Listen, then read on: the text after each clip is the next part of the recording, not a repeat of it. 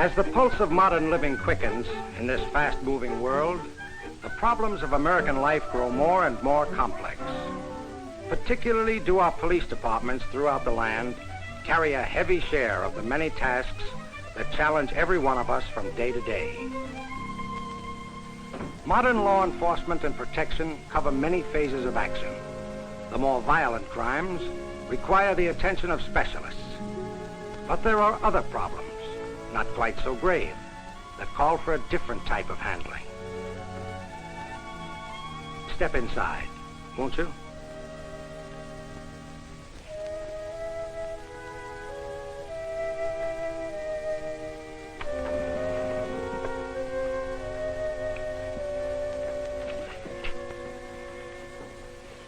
Here's the file on the Hartwell case, Burton. You see, our ultimate aim is to free the police department and leave matters such as these to you. Well, we've had a good start, haven't we? And after all, as a representative of the Interfaith Religious Council, my job is to help prevent situations like the Hartwell incident. Of course, we're overburdened as it is with real criminal matters. During the short period that our educational and religious groups have worked with the police, we've kept a lot of youngsters from making more serious mistakes. Our efforts are worth it if we can save just one youngster from getting mixed up. Yes. Now let's have all the facts in this Hartwell case. Apparently the boy comes from a very good family. They live in a very nice home over in the southwest section of the city. Frank, come back here a minute, dear. All right, Helen, what is it now? I'll be late again today. Why do you always have to think of last-minute things? If you weren't so busy with your own thoughts, there wouldn't be so much fuss around here. Daddy, please don't forget your promise. Oh, now, don't worry, darling. I've already ordered that new sweater and scarf combination. Do I ever disappoint you? No, Daddy. Frank, yesterday you promised to bring home the supplies from the 5 and 10 for the Joneses' barbecue Saturday. That's tomorrow, remember? Are you going to forget again today? Why don't you stop nagging, Helen? I've told you that I'll take care of everything. Bye now. Now, is that all? Can I go to work now? Oh, Dad, I don't mean to delay you, but what about my temporary driver's permit? We'll talk about that some other time. But, Frank, you promised the boy. I know. Then why do you keep putting it off week after week? This is important to Bill, though it may not mean much to you. Now, look here, all of you. This is the limit. Can't I ever get to work in the morning without holding a convention? And as for you, Bill, I'll admit that I promised to apply for your driver's permit. But if you want to know the truth, I don't think you're entitled to it. Why not? What have I done? Nothing. That's just the trouble. Nothing. You're told to mow the lawn. Do you do it? No. I asked you to polish the car. You do a half-baked job or not at all, or when it suits your own convenience. Frank, please. And what's more... But, Dad, I'm doing the best I can. I've got homework and other things on my mind. And besides, a fella's got to have some time for fun, too. Sure, I know. You've always got alibis. And you, dear, you certainly are no help. Always backing him up when I'm trying to make a man of him. Now, goodbye, everybody. I'll bring the barbecue things at noon, and as for you, get the cellar cleaned. It's about time that we put the tool shelves up and got the workbench in shape. I'll see you all later. And please, let's have a little peace and quiet around here. Thank you, dear. Goodbye.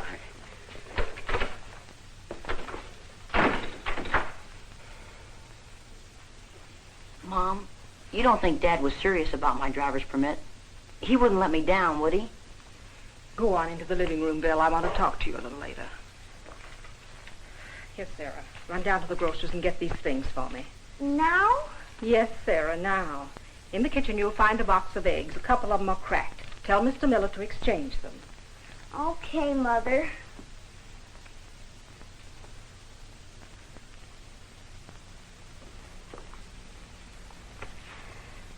Well, Bill, did you get any ideas about your Father's Day present? Sure, Mom, see? How much have you saved so far? $3.75. Another $2 and you're all set? Sure, another $2. And I can pick that up in no time. Gosh, Mom, what's the matter with Dad? Why is he always picking on me lately? Maybe he's just upset a little. He never used to be that way. Well, you know how people get sometimes. Besides, your dad has your welfare at heart. I know he has.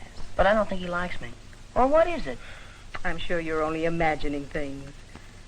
Gosh, Mom, I almost forgot. I got to go to work. The cellar? Well, no, that is not yet. Miss Carter promised me 75 cents if I'd wash her car. But, Bill, suppose you don't get the cellar finished in time. Don't worry, Mom. I've got it all figured out. And besides, she said if I changed the tire, she'd give me an extra 2 bits. Oh, Bill, be sure to change to your real old clothes. Don't worry, Mom. I will. Gosh, I forgot to call Arthur Franklin.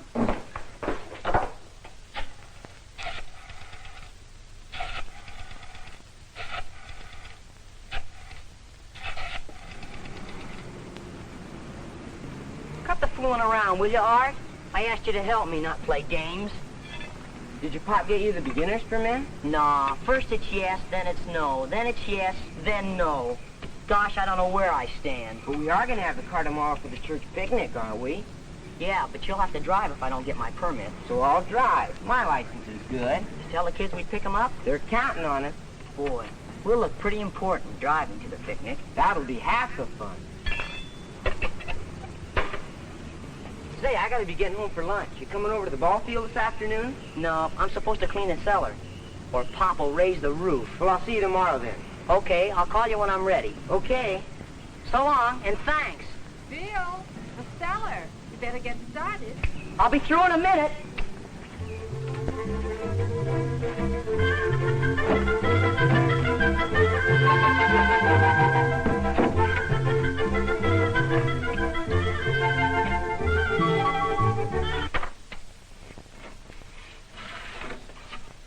Hello, Dad.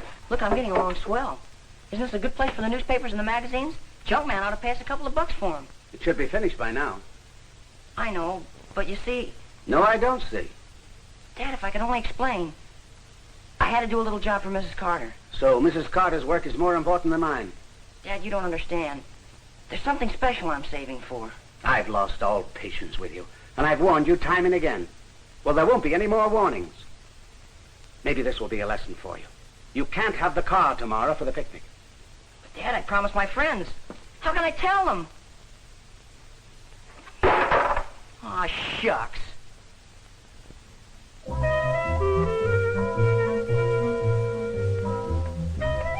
Sunday School Juniors Picnic, Saturday, July 10th, Woodland Park. Sports, games, baseball prizes. Free dinner at noon. No car. What a deal. Breaks his promise.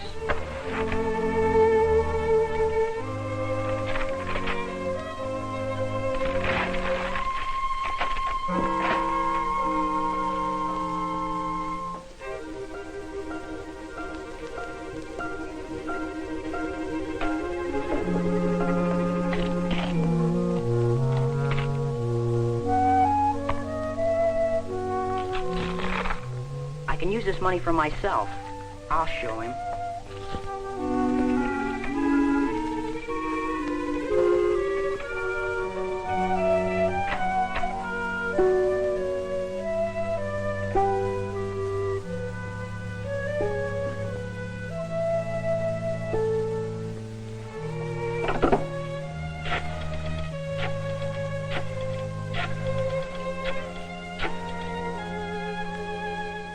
Hello, Art. Don't come over tomorrow till I phone you. No, there's no change in our plans, and nothing went wrong. Right, tomorrow.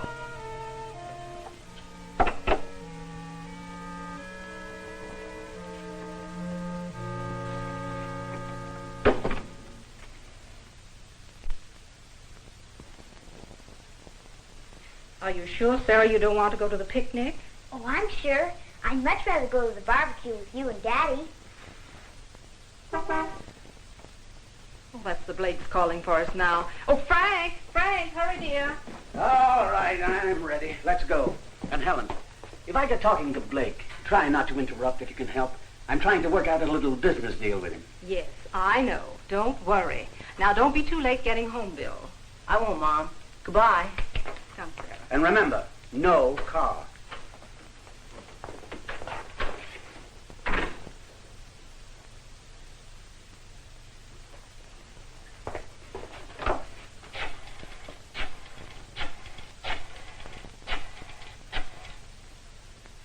Hello, Art. It's me. Hike it over on the double.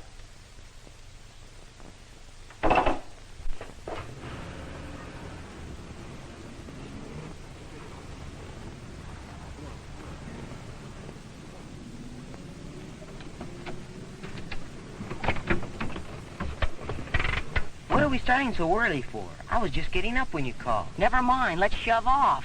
But we don't have to meet the other kids for an hour. We'll wait, but not here. Come on, step on it.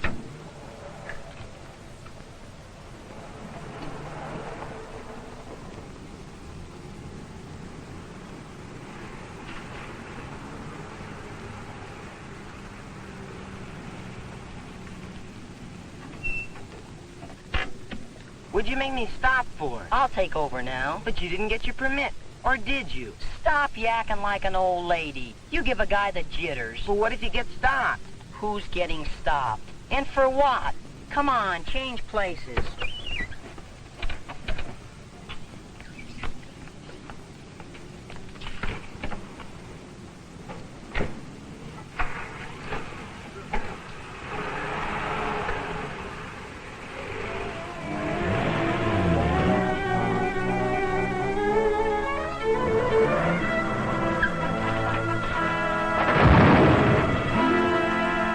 Jumping catfish. Let's see what we did. Sit tight. Didn't you hear what we did? Shut the door.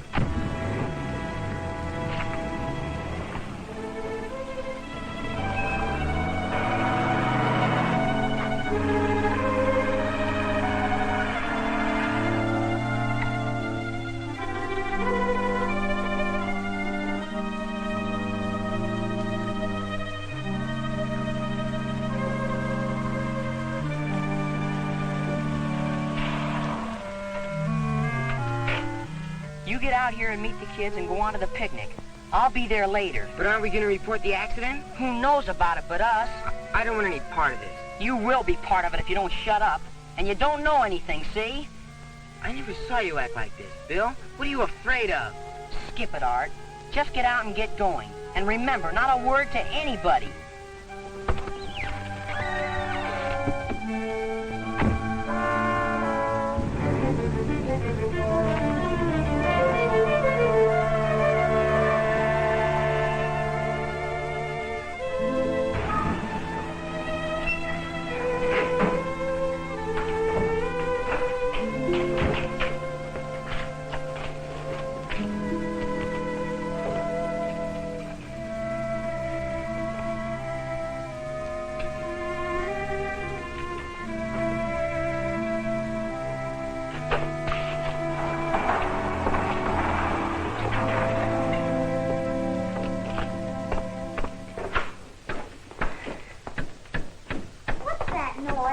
Never mind, dear. Run on upstairs. What's that hammering? Bill! Bill! Is that you down there? Yeah, it's me. Come on up here. I wonder if anything could have gone wrong. How's that? What's wrong? Hi, have a good time? Bill, how come you home before us? Well, you see, I decided the last minute to stay home so I could finish the job on the shelves. Why all this sudden enthusiasm for work? What's wrong if I do some work? It's wrong if I do, it's wrong if I don't.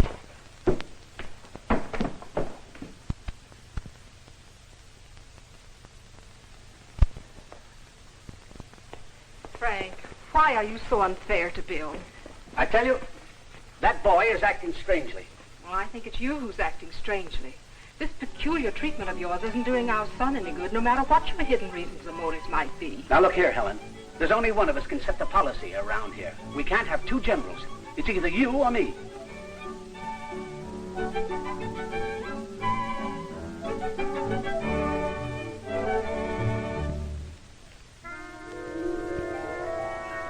And besides, the fellow's got to have time for some fun, too. Sure, I know. You've always got alibis. And you, dear, you certainly are no help. Always backing him up when I'm trying to make a man of him. Gosh, Mom, what's the matter with Dad? Why's he always picking on me lately? Maybe he's just out of sorts a little. Maybe this will be a lesson for you. You can't have the car tomorrow for the picnic. Dad, I promised the kids. How can I tell them?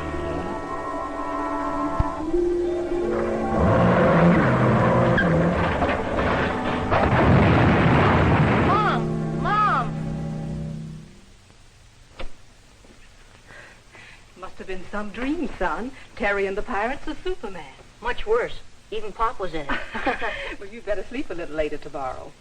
I can't, Mom. I'll be late for Sunday school. Oh, how silly. I almost forgot tomorrow's Sunday. I tell you what, I'll wake you in time and we'll have hot waffles for breakfast. How's that? Swell idea. Mom, with melted butter and maple syrup like last week, only double it. Sure, double it.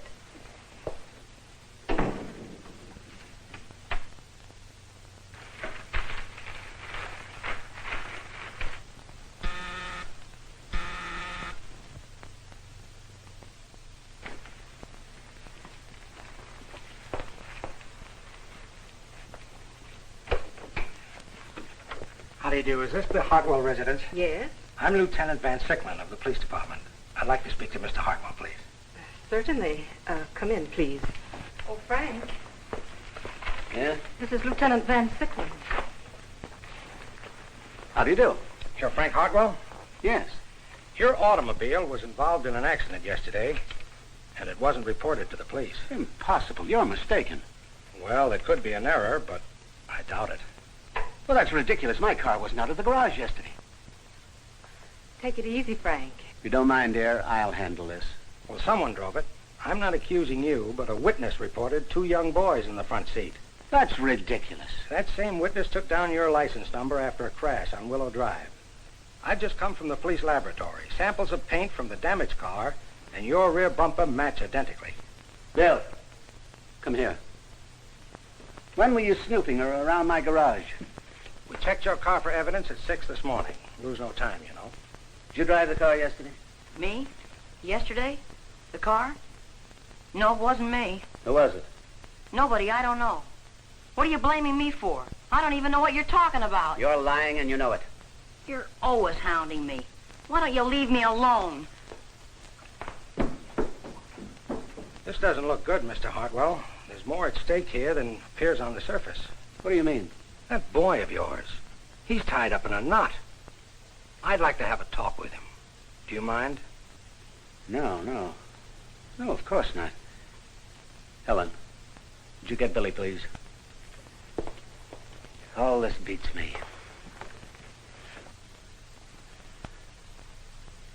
So you see, Billy, there's still some paint left on that bumper. Come on now. You needn't be afraid to confide in me. Well, okay then, the car was out. But it wasn't me who did the driving because I don't have a license. I see. Who did do the driving, Billy? He's a sort of friend of mine.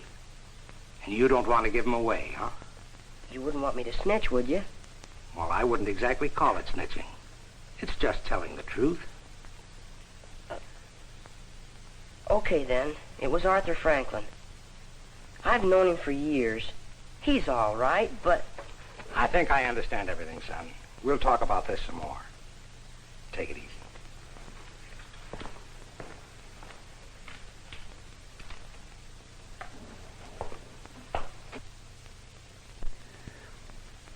How did I know that Bill was saving up his money to buy me a present?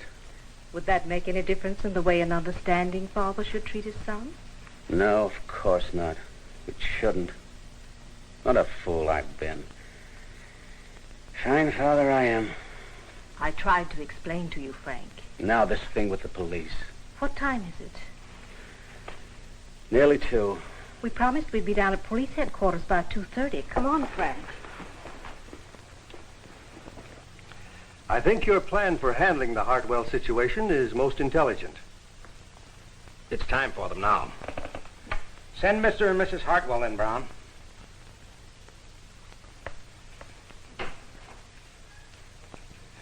Oh, come in, folks.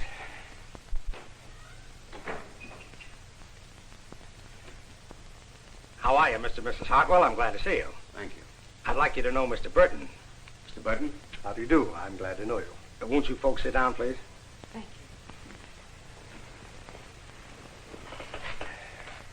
you. The boy.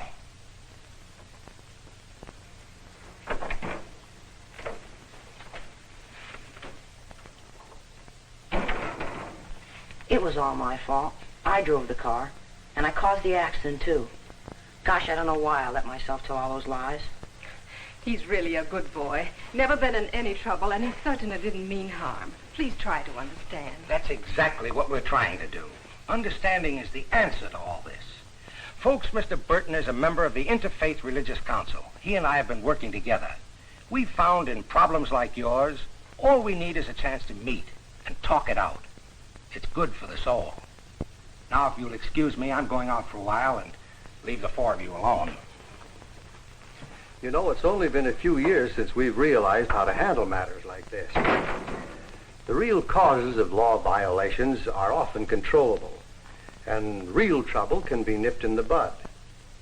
As a religious counselor, I can take up where the police leave off. In cases like yours, young man, try to look at it this way.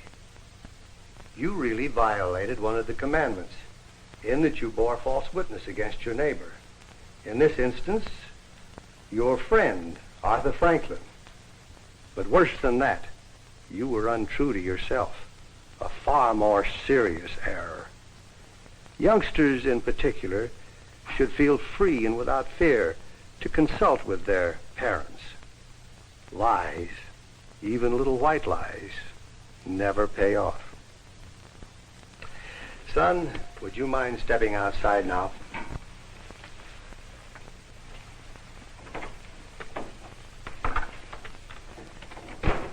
As for you, Mr. and Mrs. Hartwell, I'd like to suggest that we might well consider a newer commandment. Honor thy children.